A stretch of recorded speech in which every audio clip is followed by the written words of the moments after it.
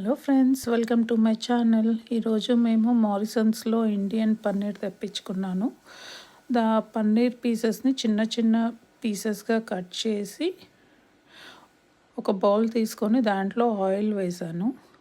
Oil బాగా కాగిన తర్వాత కొంచెం కారం, కొంచెం ఉప్పు అండ్ కొంచెం పసుపు వేసి కొద్దిసేపు అయ్యాక పన్నీర్ పీసెస్ వేసాం.